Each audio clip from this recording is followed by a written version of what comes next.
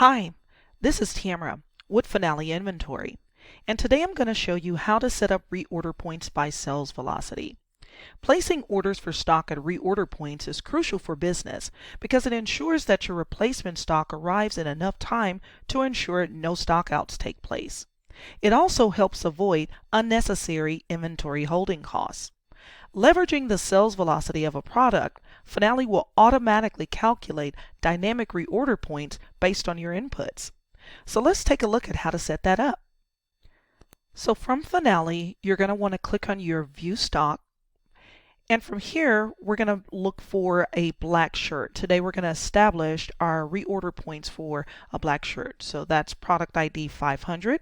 We're just going to click on that product ID.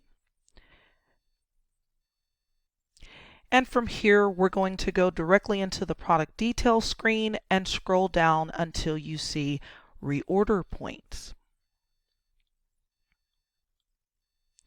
You want to click on your reorder calculation method, sales velocity. And now we're going to put in some basic information in order for Finale to automatically calculate what our reorder point should be. So starting at the top, we're going to look at the calculation method time period / days. This is simply going to be the number of days in the past that Finale is going to use to calculate your daily sales average or sales velocity. You may want us to look at 30 days of sales, 60 or 90. Enter that value here in this calculation method time period field. Now, one of the things to note is that you can establish your reorder points separately for each one of your warehouses. And today we're going to establish that reorder point for our Canada warehouse.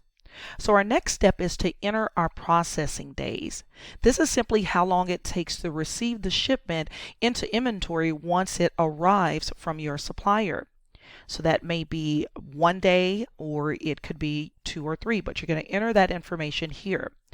Now, supplier lead days is going to come directly from the lead time that you enter for your suppliers in that purchasing section. So if you don't have any lead days in these fields, then it's going to automatically leave your supplier lead days blank.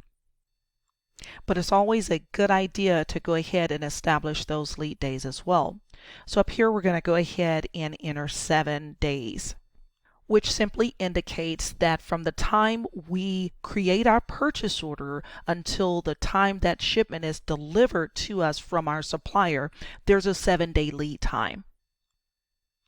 So now we're going to go back down, and our next field is going to be our safety stock days.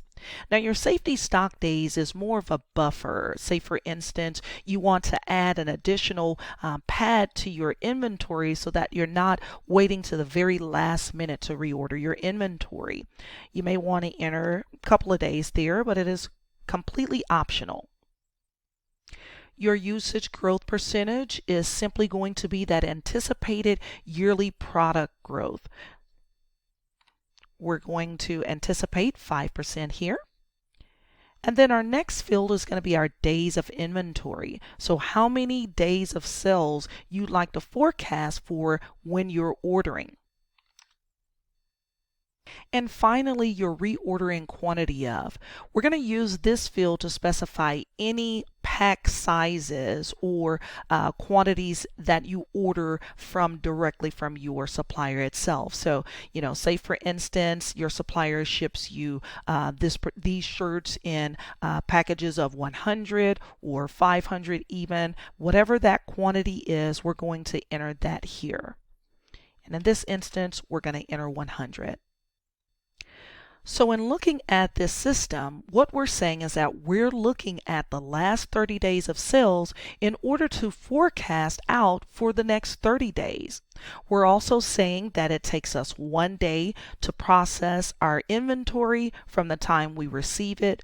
We're saying that it takes 7 days for us to receive our inventory from the time that we create that purchase order and send it to our supplier. In addition to that, we're also creating 2 safety stock days or 2 buffers. We're anticipating a 5% growth for this particular product itself. we want to order a month's supply, and we reorder in packages of 100. So when reordering, Finale is going to look at that current rate of your sale, and this is simply going to be the number that is created by looking at that average daily sales in the time frame selected. This is also known again as your sales velocity. And thus your reorder point is then calculated a minimum quantity based on that consumption velocity, lead times, and safety time, in addition to that growth multiplier. In addition to that, that maximum number of units to be purchased during that reordering process is added and calculated as well. So when you're done, you just want to scroll up to the top and save that information, and you're all done.